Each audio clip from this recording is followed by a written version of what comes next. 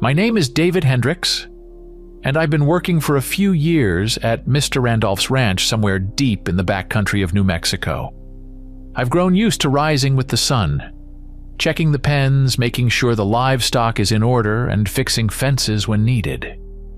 That day, I set out for my routine inspection of the pasture when I stumbled upon something that instantly threw me off balance. Near the far watering hole, I found a dead cow. At first glance, the carcass wasn't just injured. Its belly had been brutally torn open, with dark streaks of blood seeping out around it. I stopped in my tracks, feeling a tightening in my gut. Initially, I figured it was the work of wolves or coyotes, as similar incidents had occurred during winter when prey was scarce. But this time, things were different. When I finally mustered the courage to get closer, I discovered that only one part had been removed from the body: the heart. All the other organs were intact, but the heart was gone. I stared at the gruesome gash in the animal's chest, and my mind kept conjuring images of savage fangs sinking into flesh. Even if a large predator had done this, it didn't add up. Why would it leave all the other meat untouched and take only the heart? I scanned the surrounding area in bewilderment. In the dew-moistened soil, the hoof prints of the rest of the herd were clearly visible, but there were hardly any unfamiliar tracks. One might think that people had passed through, yet nothing concrete caught my eye. The softened earth looked all smeared. A growing sense of unease compelled me to call over my partner, Austin. He came running, saw what had happened, and from the look in his eyes, I knew we were on the same page. We both realized that an ordinary coyote was not to blame.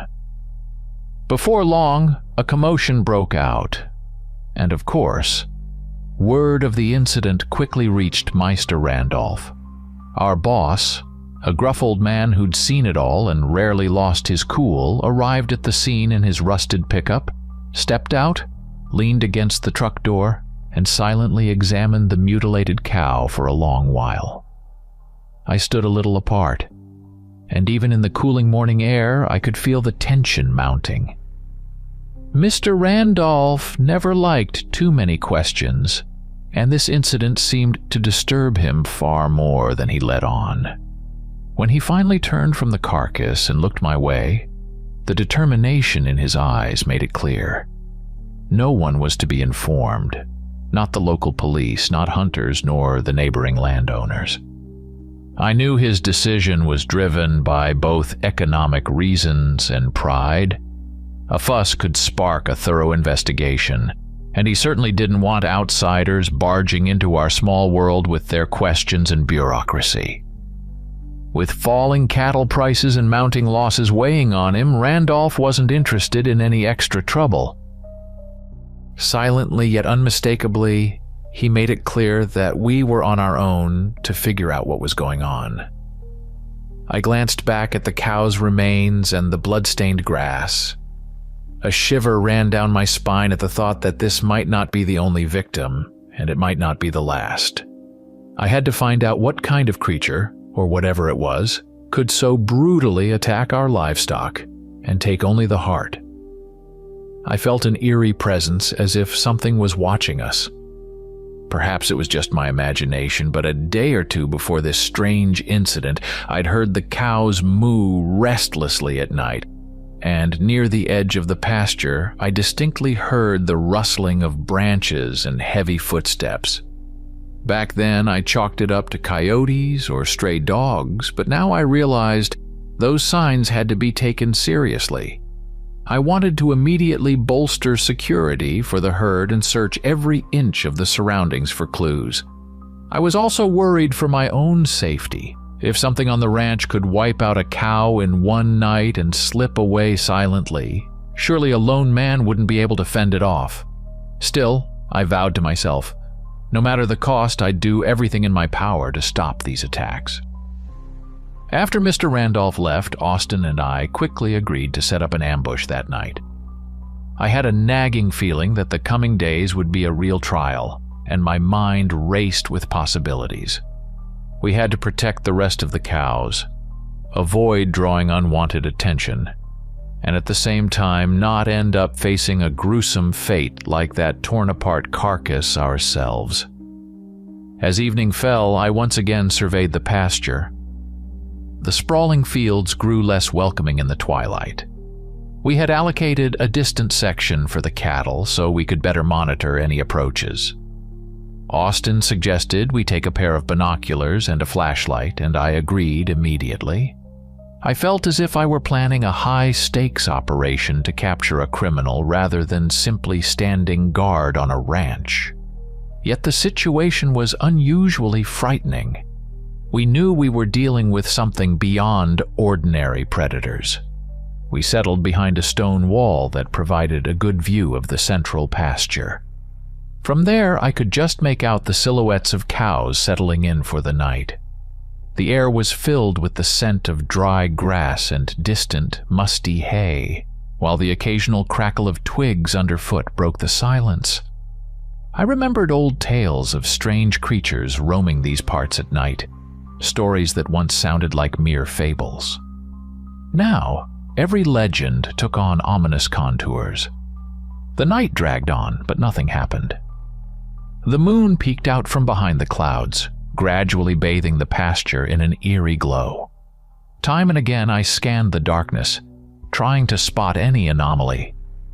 But all I saw was the restless shifting of the cows, occasionally flicking their tails nervously. Austin, sitting nearby, propped himself on his elbow a few times to listen intently to the sounds of the night. Yet everywhere there was a dead silence, broken only sporadically by the cry of a distant coyote. By around 2 a.m, I began nodding off. My eyes drooped and my mind grew foggy. I knew the risk. We wanted to catch this unknown beast red-handed, yet somehow it seemed to sense our presence. I kept shaking off the drowsiness and replaying the image of that torn carcass in my mind. It wouldn't leave me, morphing into grim visions of what might await our livestock if we let our guard down for even a minute.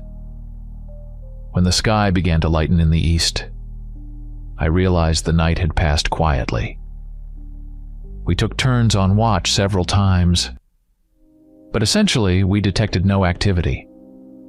This led me to wonder whether the beast had sensed our presence, or if it had simply moved on. I couldn't decide whether to be relieved that the cows were safe or tormented by the uncertainty and the looming threat of another attack.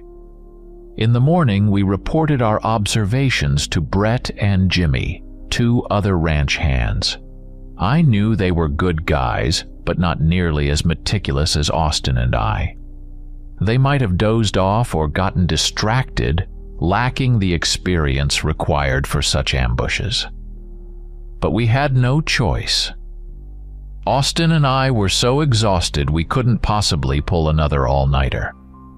Besides, morning was coming, and we had other duties to attend to. Back at the house, I tried to catch a few winks, but my mind wouldn't let me rest. Should we abandon our night watch? Maybe the mysterious predator was simply waiting for us to let our guard down? Mr. Randolph clearly didn't want to spread the news about what had happened. But I knew that, if the beast returned and left another mutilated cow in its wake, we risked losing our reputation and a chunk of our business. During the day, I had to attend to the usual tasks: checking the pens, gathering feed, and repairing the electric fence on one of the neighboring plots. Yet throughout the day, I felt on edge, as if time itself was slowing down. I kept waiting for a signal of alarm, a fresh piece of grim news, another disemboweled carcass. Every second felt artificially calm, like the eerie calm before a storm. In the evening, I finally returned to the common dining room to grab a bite, and I saw Austin staring out the window with the same tension I felt. We both wished we could have stayed out with the cows all night, but we feared that our bodies might betray us and render us useless. Besides, Brett and Jimmy had their own shifts, and it wouldn't have been fair to deny them that right. Everyone needed to share the workload. Still, something inside warned me that the coming night might bring more bad news. I rose at dawn to the clamor coming from outside. People were running about, some wildly waving their arms, and I realized that the moment I'd feared had arrived.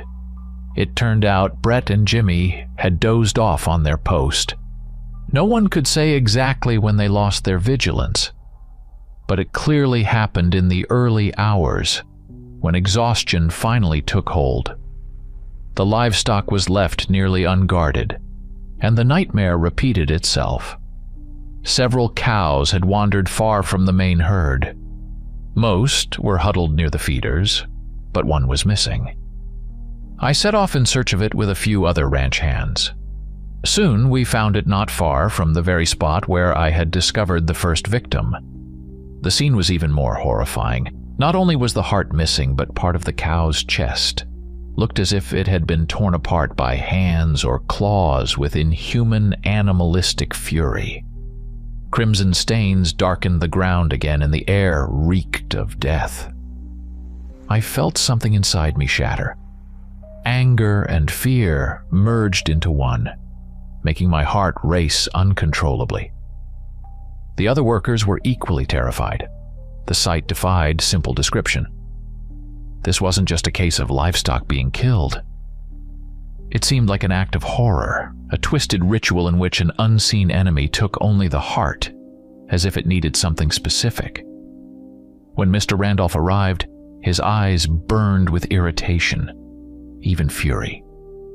He turned off his truck, stepped out, and pressing his lips together, surveyed the scene.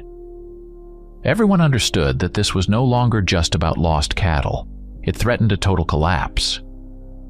If our business attracted too much attention, the fears of neighbors and journalists could ruin us.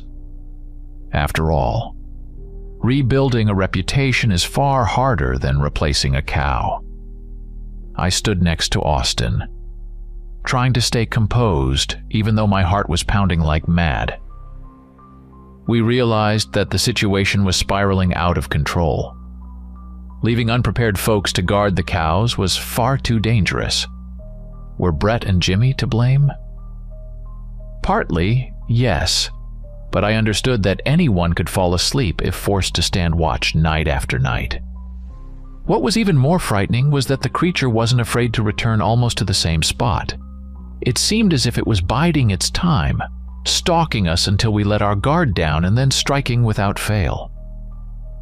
I carefully examined the ground around the carcass, searching for any trace. The soil was still damp from the night's fog, yet I found no clear footprints, no distinct impressions of claws or shoes. Everything was smeared, as if someone had deliberately obscured the evidence. However, one spot caught my eye. Just a few steps from the carcass, there was an unusually deep impression, as if made by a massive foot, yet no clear pattern emerged. A chill ran through me, as if I had come face to face with something that defied the natural order. The atmosphere on the ranch was escalating. Mr. Randolph was furious and seemed ready to explode at the slightest provocation. I knew I'd have to shoulder even more responsibility. Otherwise, we'd either lose the herd or risk someone coming face to face with that monster. A nagging thought haunted me. If this mysterious beast could so easily kill adult cows, what would happen if it encountered a lone person in the dark? I knew that this situation wouldn't resolve itself. I had to steel myself and cast aside my fear in order to understand the creature's nature and find a way to stop it. The more I thought about it, the more it became clear. This wasn't an ordinary predator. Its behavior, strength, and precision all pointed to something otherworldly and terrifying.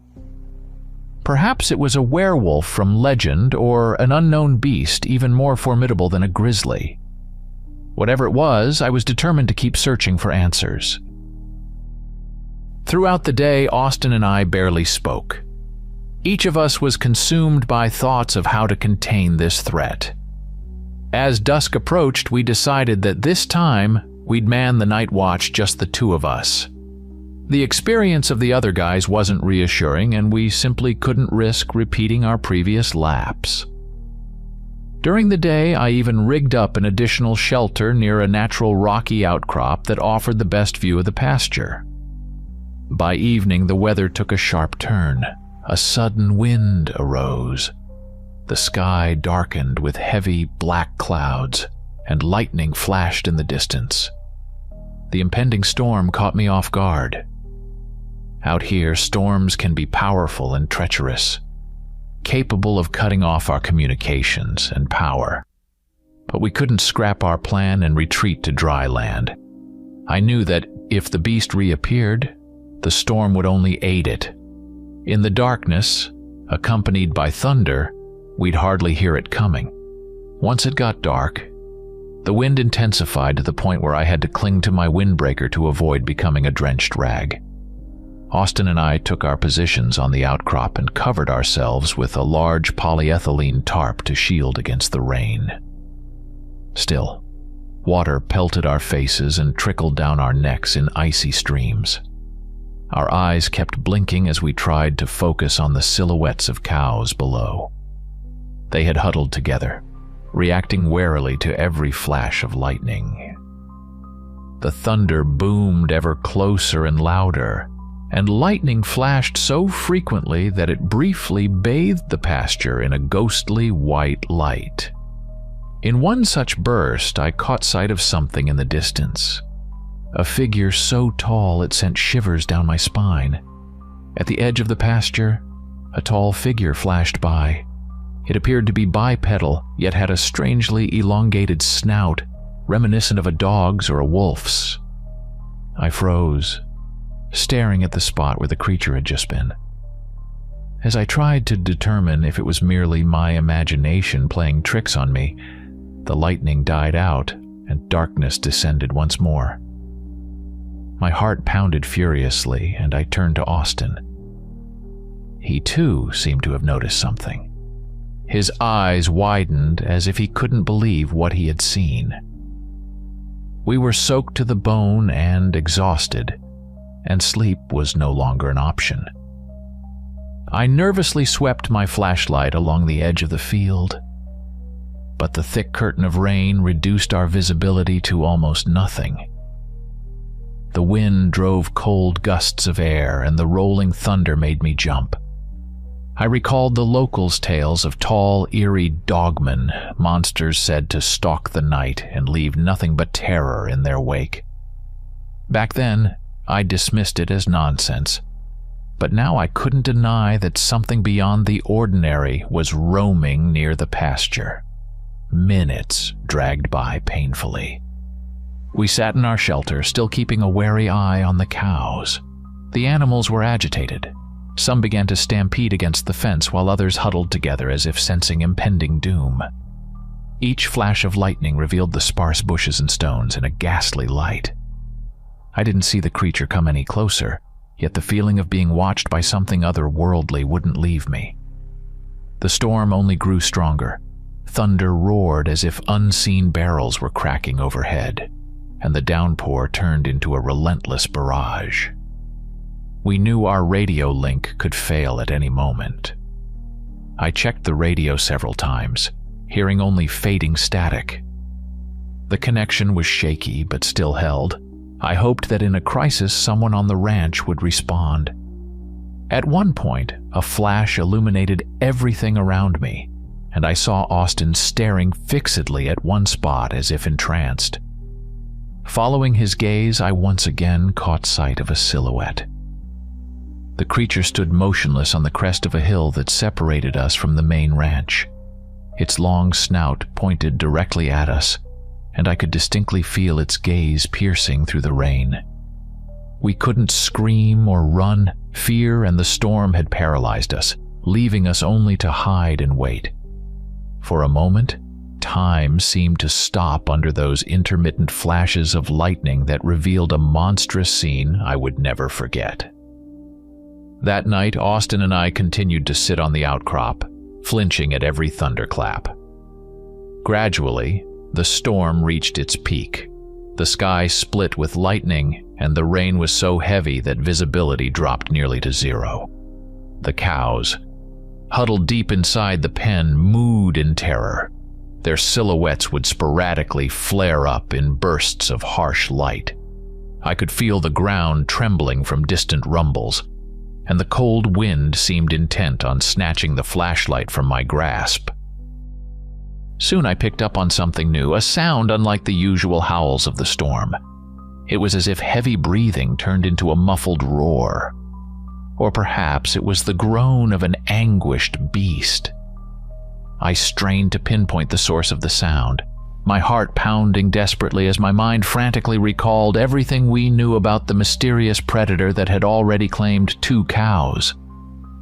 At one point, a flash of lightning briefly lit up the pasture, and I saw the herd scatter in a deafening roar.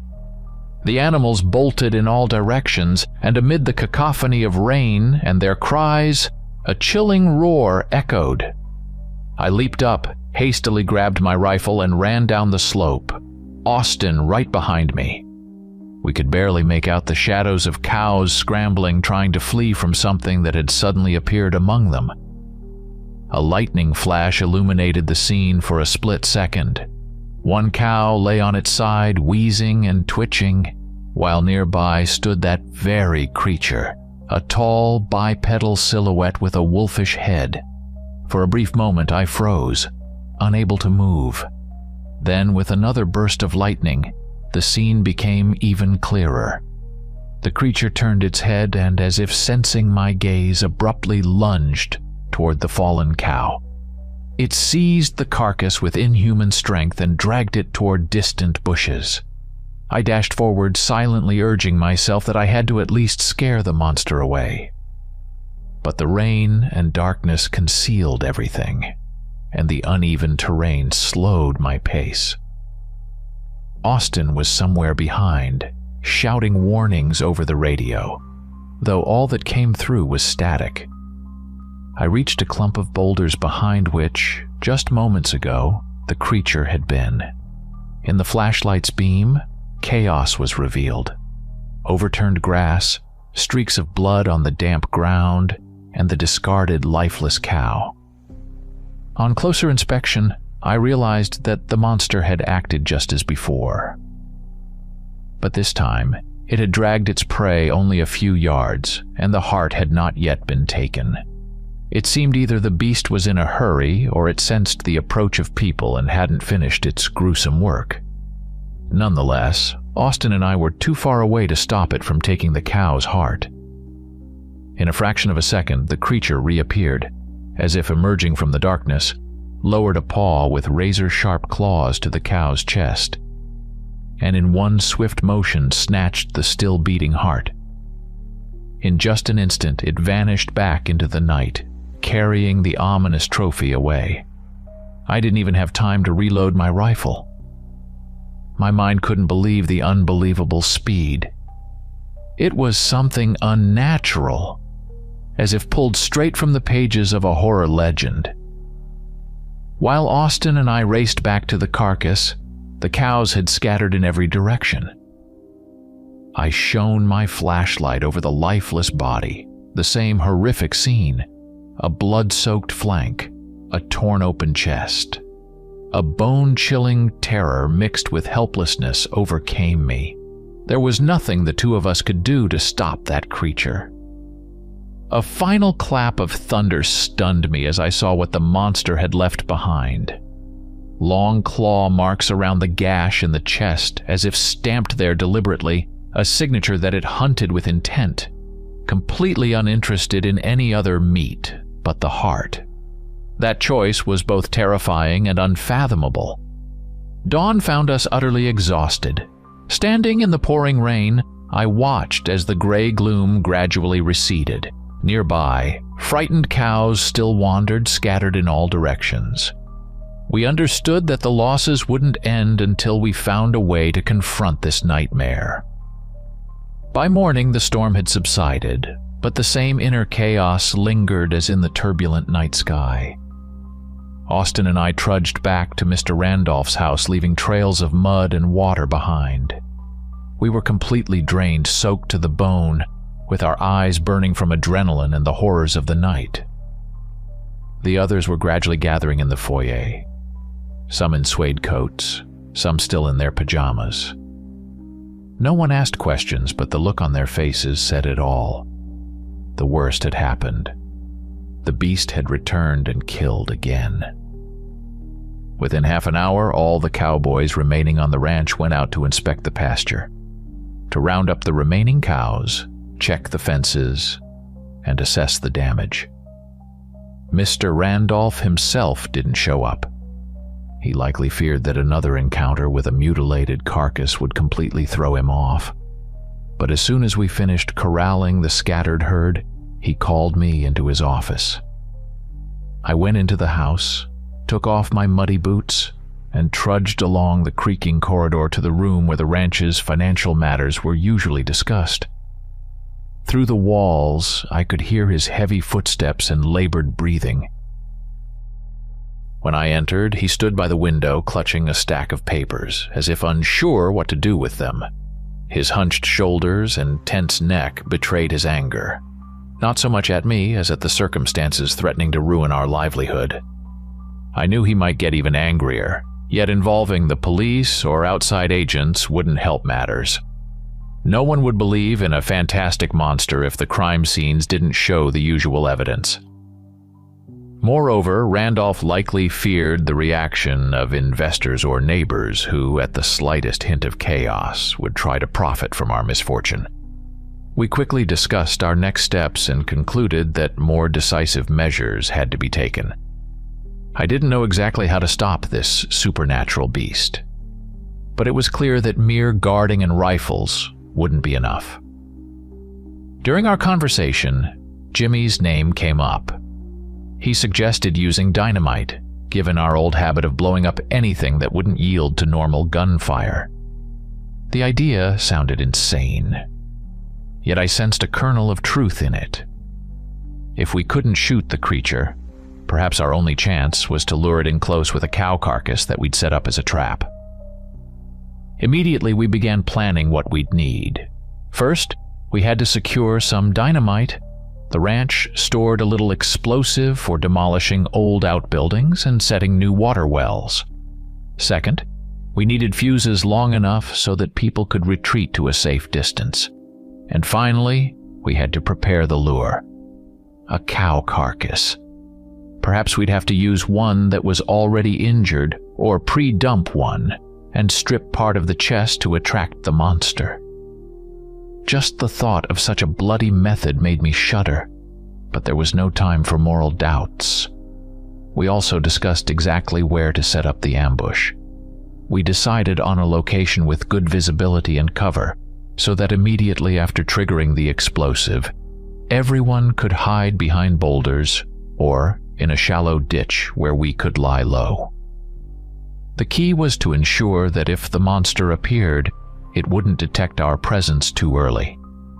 Clearly, the beast operated with utmost caution and struck at the most vulnerable moment. All day, we assigned tasks. Jimmy and Brett were responsible for the explosives and setting up the trap. Austin and I kept watch over the pasture and helped herd the livestock away, so as not to frighten the cows and rob them of their last moments of peace. Some cowboys were jittery, while others remained surprisingly calm, as if they had locked their fear deep inside. I felt that every hour of inaction gave the beast another chance to return. If it reappeared, we'd have to see this crazy plan through to the end, because we simply wouldn't have time to come up with another idea. In the evening of the following day, the sky grew overcast once more, as if matching our mood. It looked like another storm could break out at any moment, but we couldn't back down any longer. Together with Austin, I helped haul the carcass of a recently fallen cow to the designated spot. Hiding behind a low earthen mound, I watched as Jimmy diligently arranged a bundle of dynamite inside the animal's chest cavity. The scene was repulsive. Blood, the stench, intestines, all laid out under the open sky, but we had to act quickly and silently. Brett stood by with a lighter and a spool of fuse, unrolling it as we went along. Finally, once everything was loaded as needed, we carefully retreated a few dozen yards. Austin scanned the area. The pasture was quiet, and the cows had gathered in a distant corner. The wind stirred clumps of dry grass, and the coming twilight cast a grim hue over everything. We took up positions behind boulders, each armed, though we were convinced that rifles were useless. Still, just for the sake of feeling secure, we kept them at the ready. Minutes dragged on like a waking nightmare. I strained my eyes in the darkness, but they were already weary from endless night watches and nerve-wracking tension. It seemed as if everything around us was frozen in anxious anticipation. Then, from the south side of the pasture came a disturbing lowing. A cow, startled by something, had bolted off to shoo away pesky coyotes or perhaps sensed an unfamiliar presence. Soon, an eerie, deathly silence fell. And then, out of the deep night, I heard that same hoarse roar again. My heart lurched into my throat. I knew the beast was nearby and might have detected fresh blood. Several agonizing moments passed before I could discern, in the darkness, a tall figure approaching the cow's carcass. Its bipedal silhouette seemed to merge with the twilight. But as the last embers of sunset faded, I noticed subtle movements. The creature was touching the carcass, sniffing it, and listening intently, as if checking to see if any people were around. We held our breath, doing our best not to make a sound. Jimmy readied a long fuse, prepared to ignite it quickly if necessary, but that depended on the creature latching onto the cow's heart and not retreating too far. Time crawled by, and thoughts flashed in my mind. What if it notices the trap? What if it senses the dynamite or figures out the ruse? But we had no other option. At last, the creature bent over the dead cow and began tearing into its chest. I caught the nauseating crunch of bones. In that moment, Jimmy stepped out from behind our cover and, with enormous tension etched on his face, flicked the lighter. I felt my heart pound in time with the crackling flame that caught on the fuse. It began to burn slowly, ticking down our remaining seconds. We fell back, keeping a wary eye on the unfolding scene.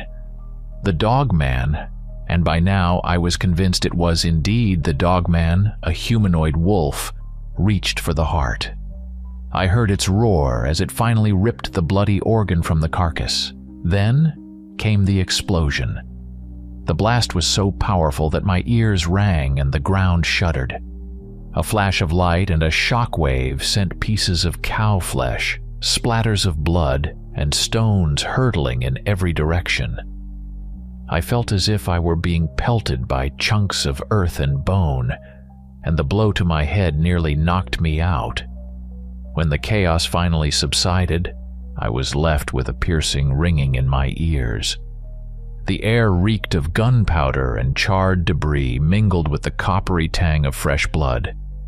A faint echo of the explosion still vibrated off the distant mountains, while I struggled to regain my senses and figure out if I'd been hurt. Nearby, Austin was already moving, crawling toward a safer spot.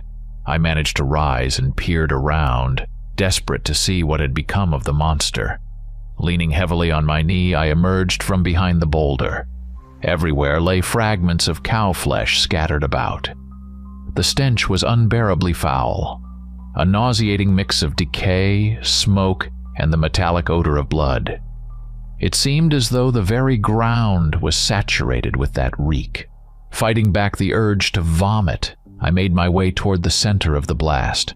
My strength was nearly spent, but my curiosity and the need to assess the damage overrode my fatigue.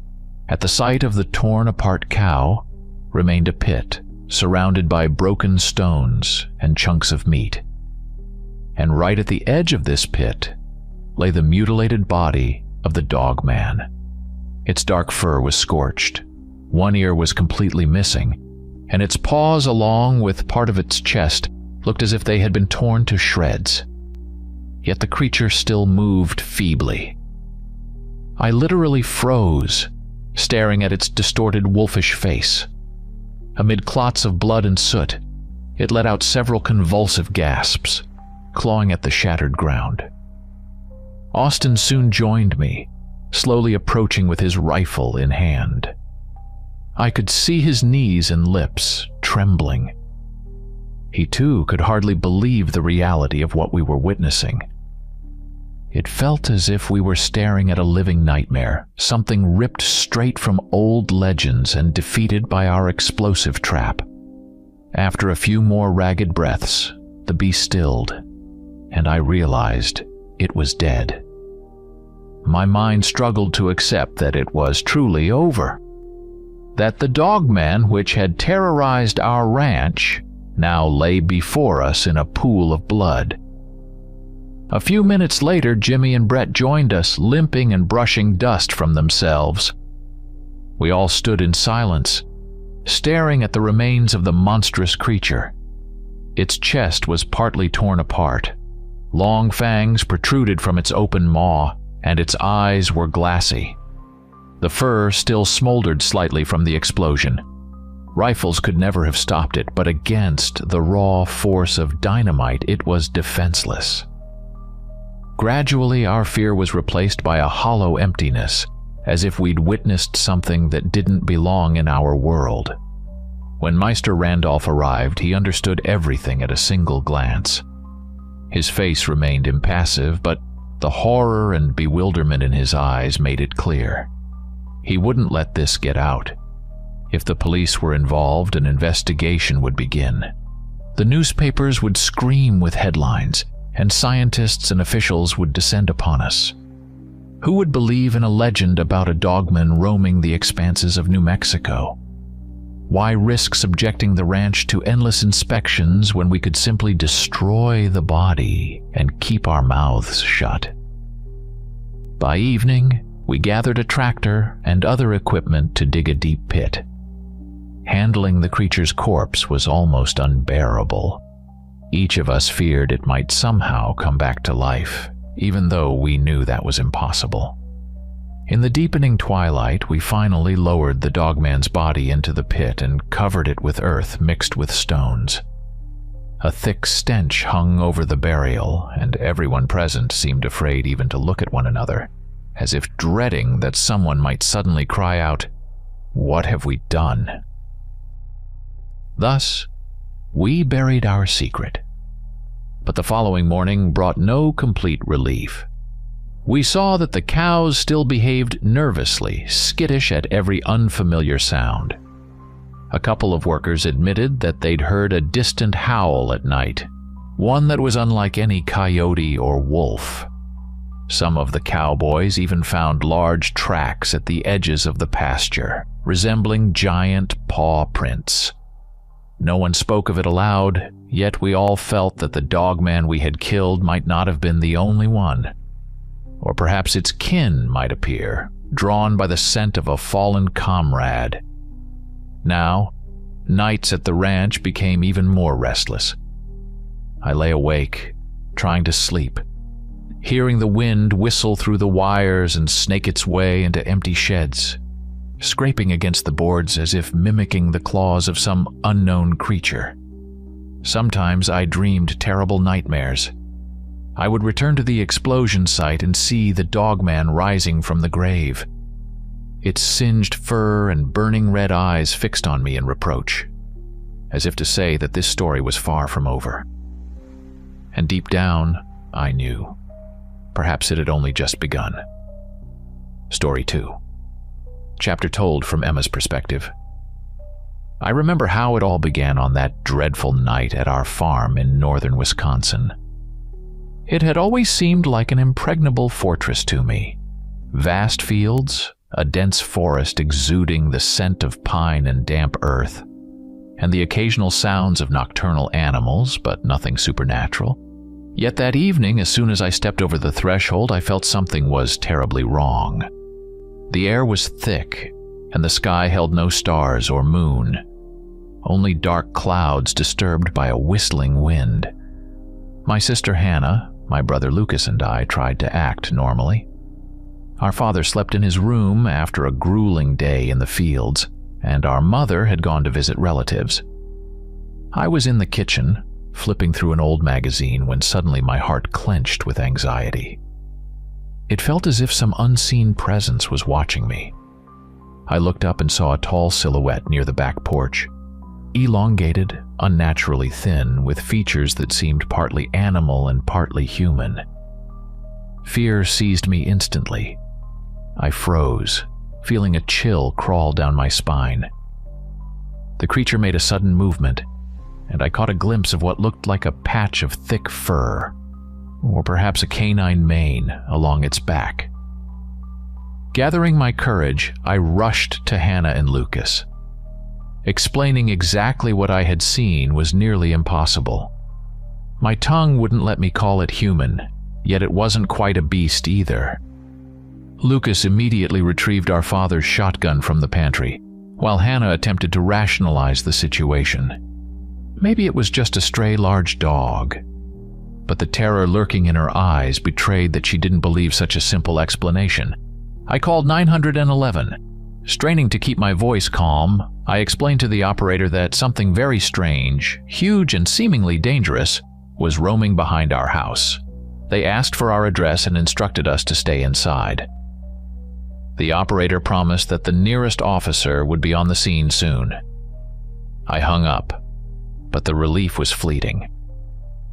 We huddled in the living room, drawing the curtains and turning off the lights. An eerie silence reigned in the house, broken only by gusts of wind scraping the walls. Suddenly, a scraping sound came from the back door, as if sharp claws were scraping against wood. My hands grew cold as the sensation that we were being sniffed out or tested for weakness intensified with every passing second.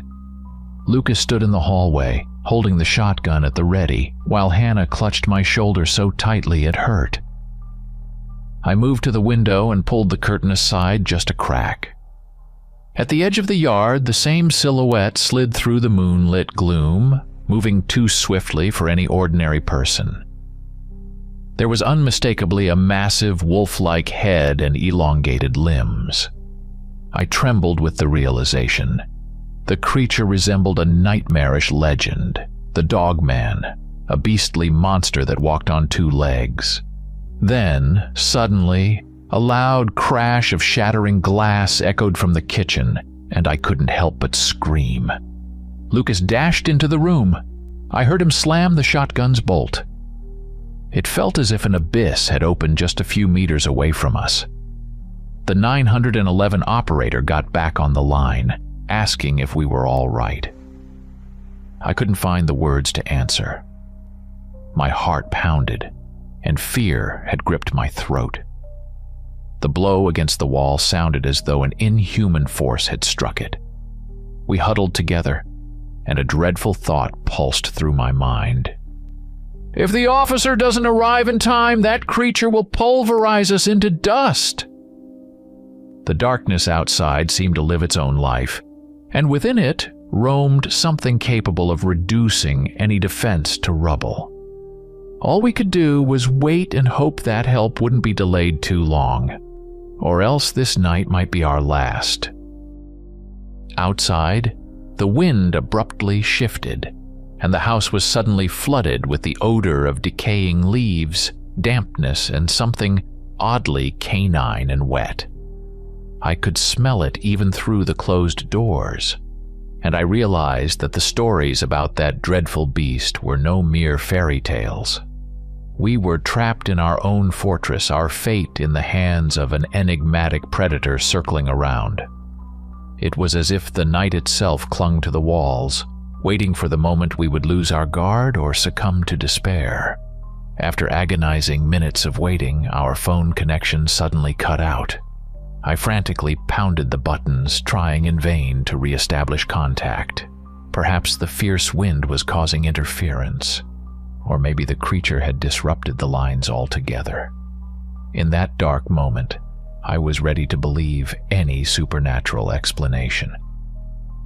Hannah and Lucas stayed close. Lucas roamed the house, trying to determine if the monster had broken in. I felt as though the walls trembled with an alien malice. With every thud from outside, something inside me tightened. It seemed as if time had frozen and we were caught in a trap. At last, I heard the roar of an engine and the flash of car headlights. Someone had arrived at the farm gates. I felt a stab of relief. Perhaps the dispatcher had managed to send an officer before the line went dead. I looked out the window.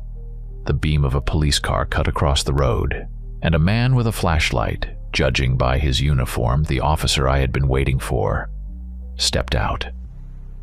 He cautiously scanned the surroundings, clearly aware that something was terribly wrong. Shattered windows, dents in the door, splintered pieces of wood.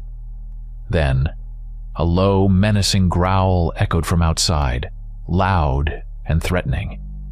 I saw the creature in the moonlight, something enormous and wolf-like, standing on its hind legs as if scouting for its next victim.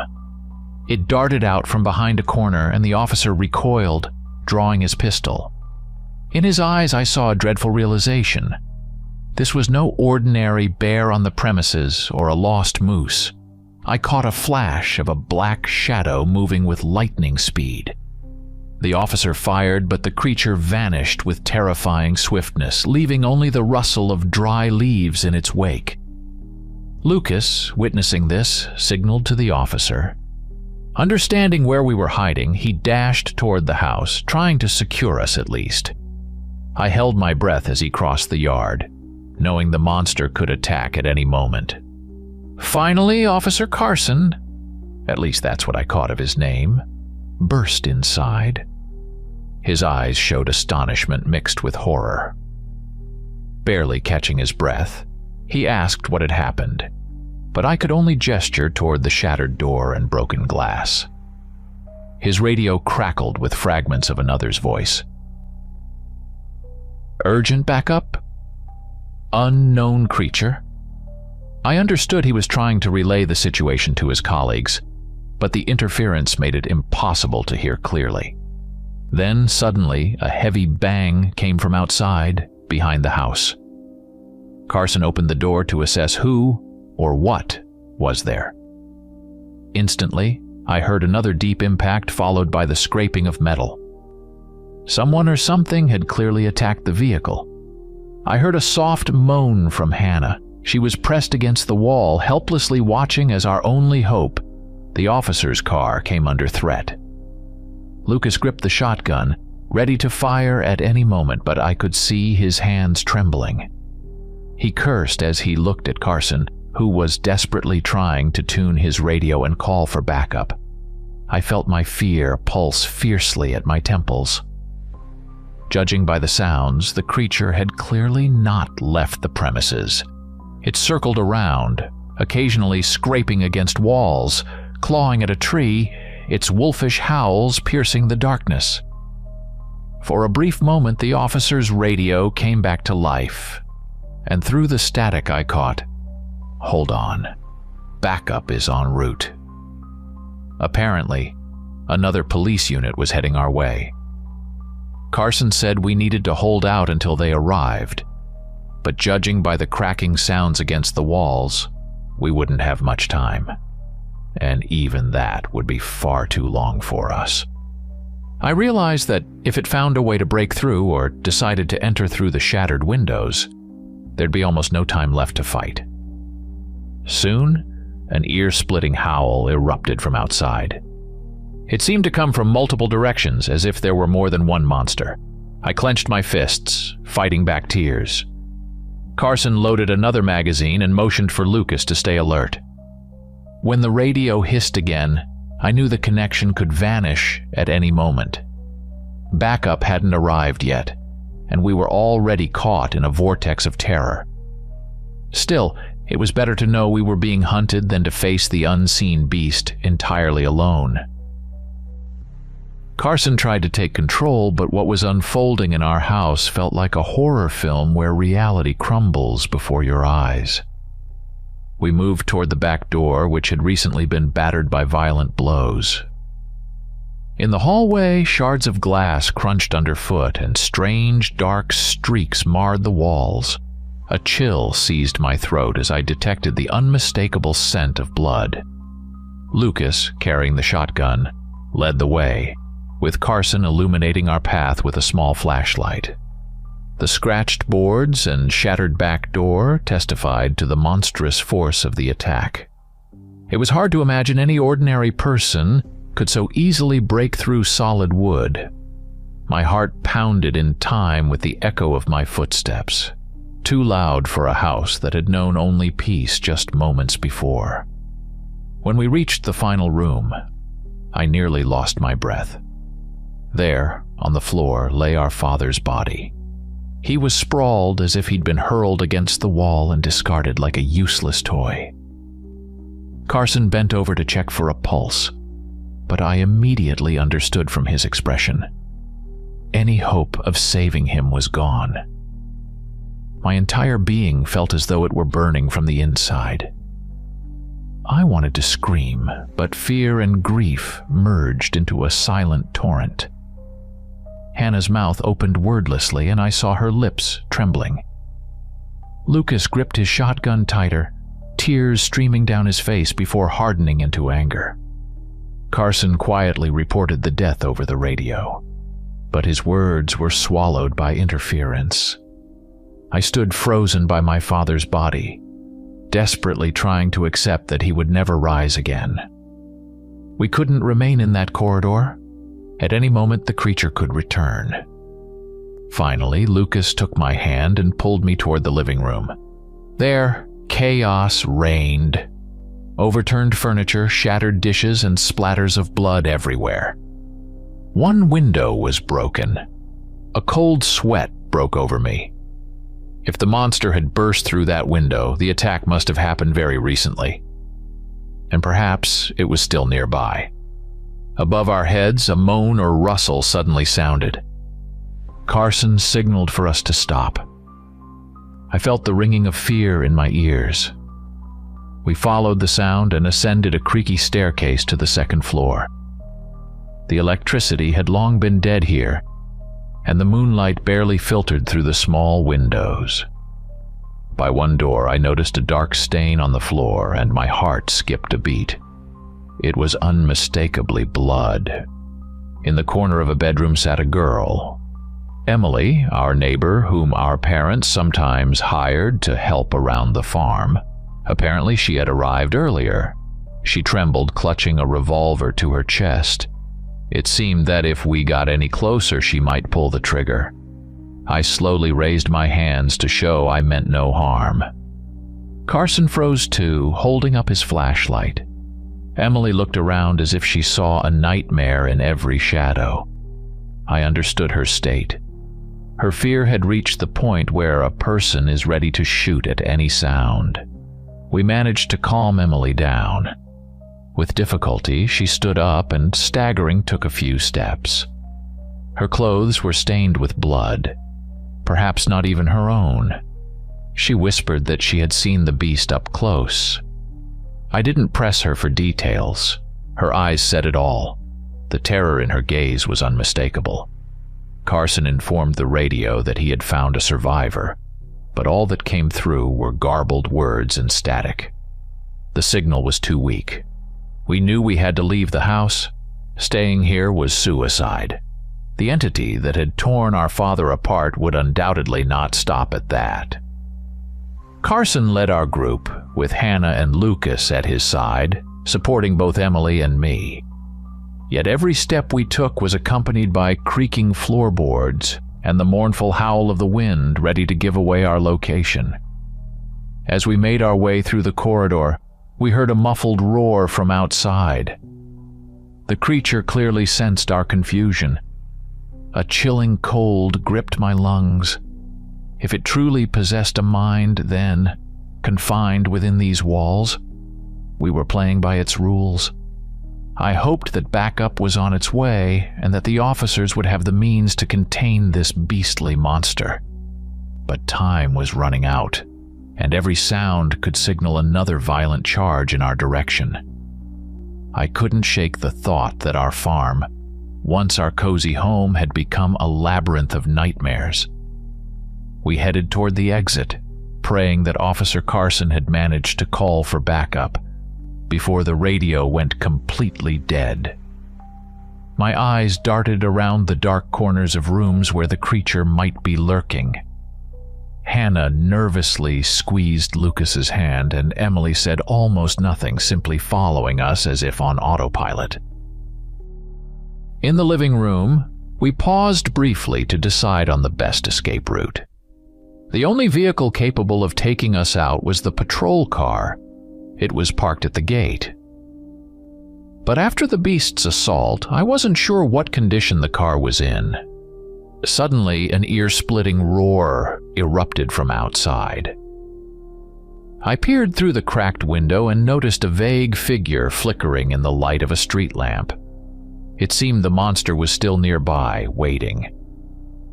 Carson fired at the window, hoping to scare the creature away. I saw a flash and heard a bullet strike something solid.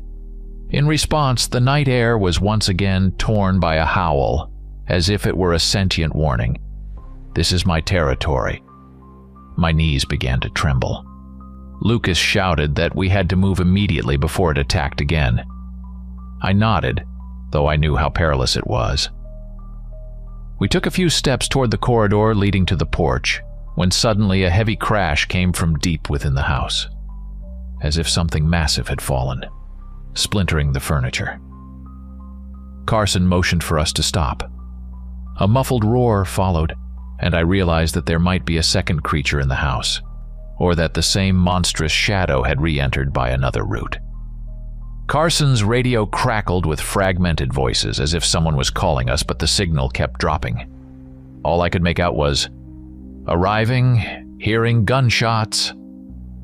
Then, a bright beam of a spotlight illuminated the room. Someone outside had lit up the living room, and I noticed a gigantic shadow on the wall, a head with sharply pointed ears. My heart clenched with foreboding. It was as if the creature was watching us, playing a predatory game. We hurriedly moved to the porch, hoping to escape the house. Emily trailed behind me, stumbling. Hannah stayed close, sobbing with tension. Lucas and Carson covered our rear. On the porch, we were suddenly overwhelmed by a flurry of movement. From the darkness, something black lunged at Lucas. He fired his weapon, but the shot clearly did not stop the beast. The impact was devastating. Lucas was slammed against the wall, nearly dropping the shotgun. I thought the monster might also hit me, but Carson began a chaotic barrage of gunfire. The flashes revealed a massive figure with a wolf-like snout and sharp fangs. The creature let out a wild roar and seemed to recoil into the darkness, leaving us with pounding hearts and a piercing ringing in our ears. Hannah fell to her knees, covering her ears with her hands. Emily clutched my shoulder so tightly it made me wince. Lucas, with a heavy groan, rose while still holding the shotgun. Carson, pressing his pistol to his chest, peered over the porch's edge. We were surrounded by impenetrable darkness, pierced only by solitary lights from who knows where. At that moment, distant automatic gunfire and shouts erupted. It appeared that backup had finally arrived and engaged in battle with these creatures. But our relief was quickly replaced by dread. The radio erupted with disjointed shouts, then hissing and silence. I frantically tried to make sense of it, but nothing was clear. Carson looked at me with eyes that said it all.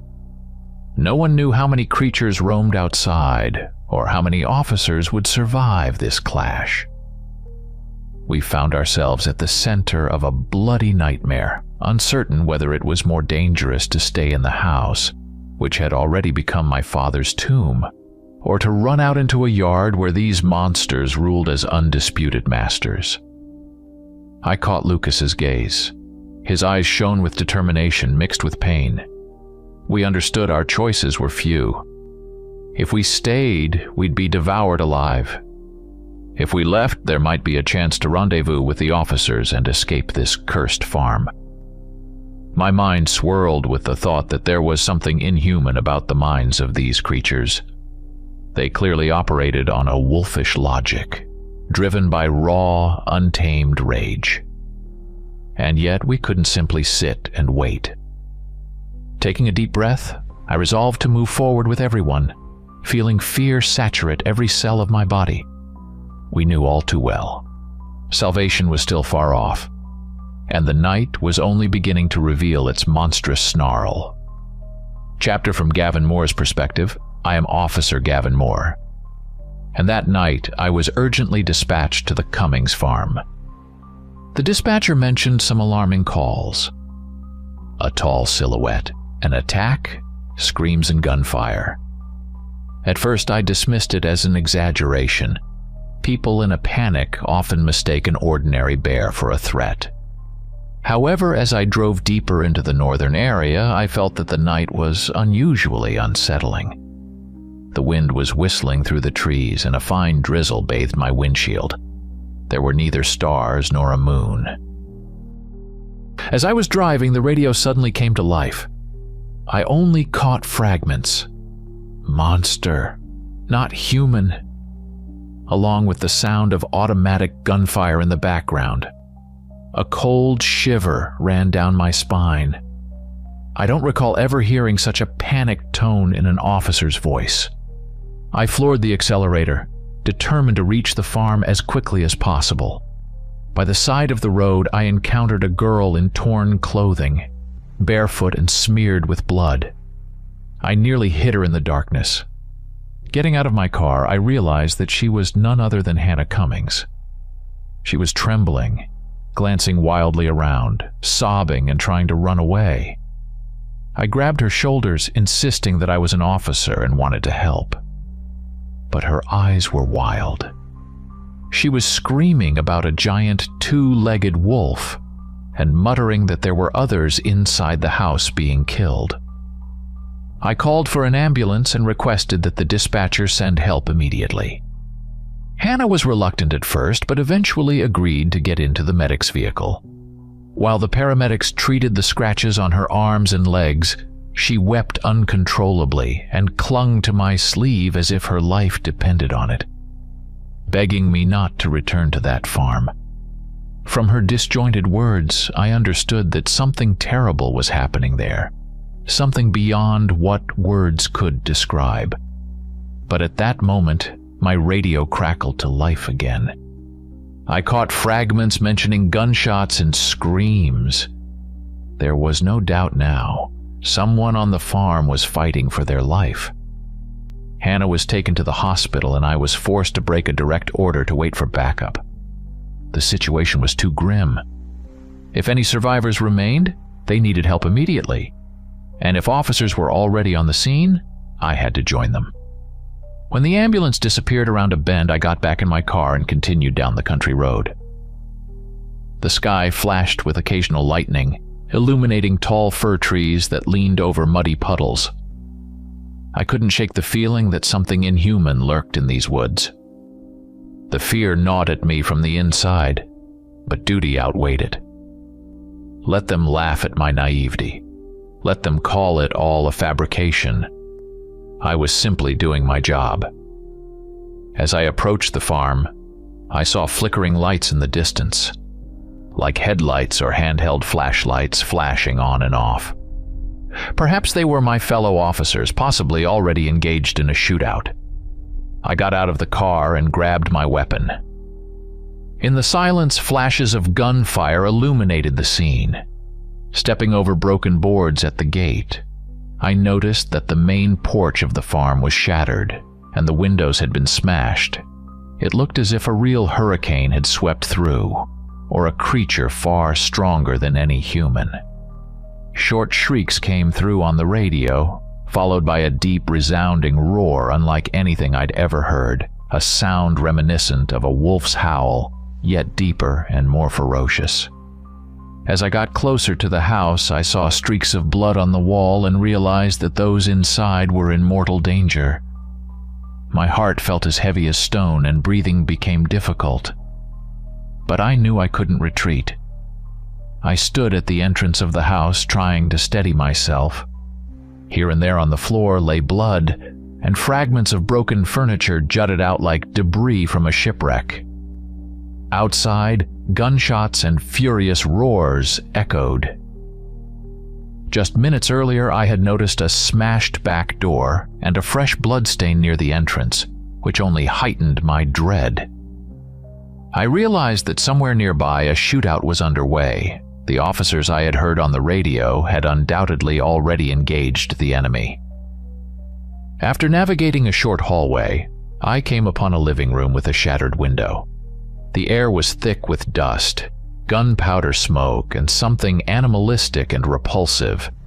I felt my heart begin to race. If any survivors were still inside, I needed to act immediately. I shone my flashlight down a collapsed passageway. There, it seemed, someone had moved. At first, I assumed the figure in dark clothing was an officer, but as I got closer, I recognized blood-stained fragments of a uniform. It was a police officer I didn't personally know. He had no pulse.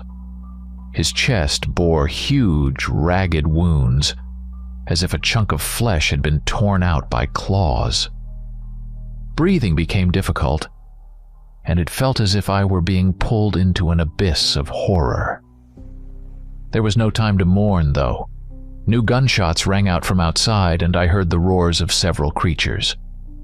My radio sprang back to life, and I caught the agitated voices of Officers Bailey and West, who, judging by their exclamations, had just arrived and encountered the enemy.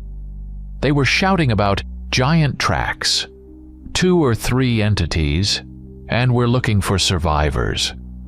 I tried to catch every word, but the signal kept cutting out. Concluding that meeting up with them was our only chance, I made my way down the corridor to an open door leading to the yard. I noticed spent pistol magazines and shotgun shells scattered on the ground. My flashlight revealed tracks resembling wolf paw prints, but much larger than any animal I had ever seen. The rear of the house opened onto a small shed and the field beyond. That's where the gunfire was coming from. Bailey and West had apparently taken cover there, trying to hold their ground. I rushed in that direction, sliding over the wet ground, dodging broken branches and partially fallen fence boards. Reaching the shed, I spotted beams of flashlights. 2 officers were indeed inside, huddled against the walls. They looked terrified, yet remained combat-ready, constantly scanning their surroundings.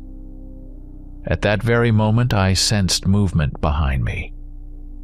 Turning around, I caught sight of the silhouette of a creature, its bestial maw flashing in the moonlight. It swung a long, menacing limb as if attempting to knock my head off with a single blow.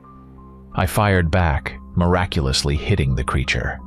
It howled like an insulted hyena and recoiled. Seeing me, Bailey and West surged forward to help, unleashing a coordinated barrage of gunfire. I couldn't clearly make out the creature's snout, but I distinctly noticed drool dripping from its fangs and bloody stains on its nape. The creature staggered from the hits and bolted to the side, disappearing into the shadows. Then I heard several more furious roars in the distance. It seemed there was more than one monster. The officers shouted that there was movement on the right side of the field as well, and I pressed myself against the shed wall, trying to count how many creatures were now hunting us. We knew we couldn't hold out for long, and our ammunition wasn't infinite. The radio crackled, and I recognized Carson's voice saying that he had several survivors with him, and that they needed to get out. Perhaps they were inside the house looking for an exit. I exchanged brief phrases with him, explaining our position. Together, we decided to break through to the vehicles, the only route of retreat. Amid the roar of gunfire and the beast's howls, I could hear the forest around us coming alive with menacing sounds. We swept our flashlights into the distance, trying to gauge the enemy's strength. It appeared that at least 2 or 3 creatures were prowling the yard, with yet another darting toward the house. Perhaps there were even more. A muffled report on the radio stated that a helicopter was already on its way, and our Sheriff Maligan was coordinating air support. We decided to leave immediately. Bailey and West covered me as I sprinted toward the police car. Its headlights were shattered and the hood dented, but perhaps the engine still worked. I could hear more gunfire coming from the direction of the house, realizing that Carson and his team were breaking through via the same route. We had to rendezvous and evacuate this cursed farm together. I ran, feeling the mud and cracked boards underfoot, while the savage screams of the creatures echoed in my ears, as if they knew their prey was escaping. We barely reached the police car. Its headlights and radiator were broken, the windshield riddled with cracks. But thankfully the engine was still running. I started the engine, trying to convince myself that everything would be all right. Bailey and West jumped into the back seat. We called out for Carson, trying to locate him. Gunshots and static filled the radio. In the distance, another monster howled. Then an explosion thundered, as if someone had shot a fuel canister. The ground trembled beneath our feet for a moment. I nervously steered, trying to make a U-turn. A flash of lightning illuminated the windshield, revealing the ominous silhouette of a large creature standing directly in front of us. Its eyes gleamed with a bluish light, and its fur appeared almost black. Bailey fired through the broken window. The creature lunged aside, dropping torn pieces of fabric from its maw. I realized that moving forward was far too dangerous. Then the roar of another engine signaled the arrival of a second patrol car.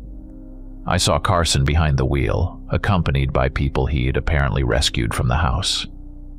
The vehicle bounced over bumps as its headlights barely cut through the drizzle.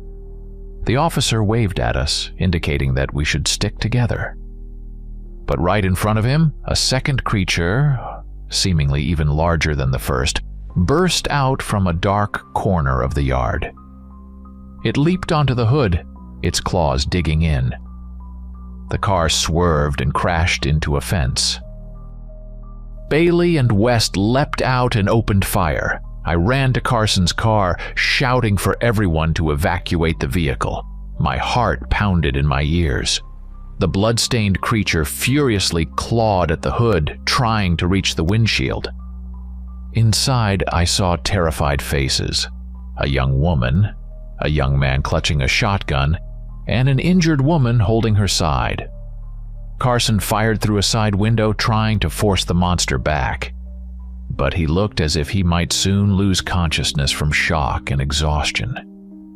Then the sound of a helicopter rotor filled the air above us. I breathed a brief sigh of relief. Sheriff Maligan had indeed sent in air support. The spotlight revealed the outlines of 2 monsters grappling right by the wreckage of the fence. But the relief was short-lived. One of the creatures recoiled, crouched, and hurled a heavy object into the sky. Perhaps a stone or a chunk of wood. I saw the helicopter's spotlight suddenly go out, and the craft began rocking dangerously, banking sharply. The pilot stepped out of the beam and, it seemed, decided not to take any further risks. The helicopter started to pull away, taking with it the last vestiges of our confidence. On the ground, chaos only intensified. We heard the cries of wounded officers whose voices merged with the howls of the beasts. The radio completely malfunctioned, making it impossible to pinpoint the location of the attack. The bullets didn't seem to have much effect on the creatures. Perhaps we only managed to wound them slightly, inciting even more rage. One vehicle managed to get out of the gates, but immediately outside the farm it was struck by another police car that had lost control. It was grim to realize that our organized operation had become a complete failure. We, a small group of terrified people, found ourselves trapped by creatures we were neither mentally nor technically prepared to face. Through the rain and flashes of lightning, I saw the dogmen disappearing into the woods, dragging bodies and hiding from the searchlights. Was it a retreat or simply part of their predatory game? No one had an answer. I still had 2 wounded individuals with me, and Bailey was trying to help an officer who was bleeding profusely. Elsewhere, sporadic gunshots could be heard, and thick black smoke billowed from the burning shed, making it increasingly difficult to breathe. We stood around 2 wrecked vehicles, staring at each other in disbelief. My pants were stained with blood, and my hands trembled from a mix of terror and exhaustion. I realized that our chances of holding off these nocturnal creatures were nearly nil. All that was left was to try to evacuate the survivors, reach the highway, and call in large-scale backup. But deep down, I knew that many of us wouldn't survive this night. Chapter from Emma's perspective.